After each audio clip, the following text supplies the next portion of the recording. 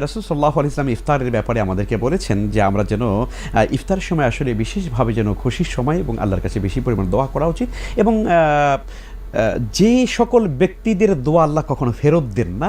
আল্লাহু আকবার, আল্লাহু আকবার। আমার এটা বলতেই কেমন লাগছে, হাদিসটা এত গুরুত্বপূর্ণ হাদিস যে কোনো দোয়া ফেরত দেওয়া হয় না যে সকল ব্যক্তিদের, তার মধ্যে দাওয়াতুল ওয়ালিদি ওয়ালাদিহি, পিতামাতা সন্তানের জন্য দোয়া করে কবুল হয়ে যায়, দাওয়াতুল মুসাফিরের দোয়া কবুল হয়ে যায়, দাওয়াতুল মজলুম ব্যক্তির দোয়া কবুল হয়, আরেক ব্যক্তির দোয়া আল্লাহ ফেরত দেন না।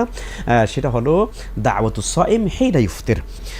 সায়েমের দোয়া অর্থাৎ রোজাদার ব্যক্তির দোয়া যখন সে ইফতার করতে বসে, সুবহানাল্লাহ, তখন সে আল্লাহর কাছে যা চাইবে আল্লাহ তাই তাকে দান করবে। অতএব প্রিয় বন্ধু, আমরা যখন ইফতার করতে বসি, এই যে আর কিছুক্ষণ পরে আমরা ইফতার করব, এই ইফতারের সময় যেন আল্লাহর কাছে আমাদের মনের সকল আশা আকাঙ্ক্ষার কথা আল্লাহর কাছে তুলে ধরি, বেশি বেশি দোয়া করি। আর রাসূল সাল্লাল্লাহু আলাইহি ওয়াসাল্লাম বলেছেন, লিসসাইমি ফারহাতুন ইনদা ফিতরিহি ওয়া ফারহাতুন ইনদা লিকাই রাব্বি। রোজাদারের জন্য দুটো আনন্দ আছে, একটি আনন্দ হলো যখন সে ইফতার করে, আরেকটি আনন্দ হলো যখন সে আল্লাহর সঙ্গে সাক্ষাৎ করবে। তো কাজেই আমরা ইফতারের মুহূর্তে যেন এই কাজটি করি। আরেকটা ব্যাপার বলি, রোজার সময় হরেক রকমের খাবার নিয়ে নিজেরা বসে পড়ি, 30, 35, 40 আইটেমের খাবার নিয়ে, তাই না? একদম ভুরিবোস না, এটা সুন্নত নয়।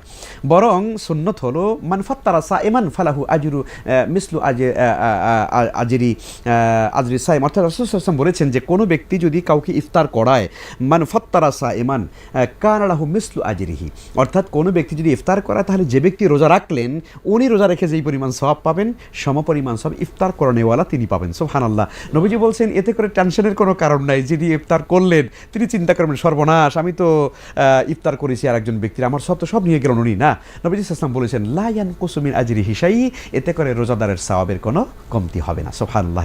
অতএব আমরা ইফতারের সময়টাতে এই নেক আমলগুলো করার চেষ্টা করব এবং আমাদের চারপাশে যে সকল ভাইরা রয়েছে তাদের মধ্যে আমরা ইফতার বন্টন করে দেওয়ার চেষ্টা করব, সাহারিতে অন্য ভাইদেরকে ডাকবার চেষ্টা করব। এগুলোর মধ্যে অনেক বেশি সওয়াব রয়েছে।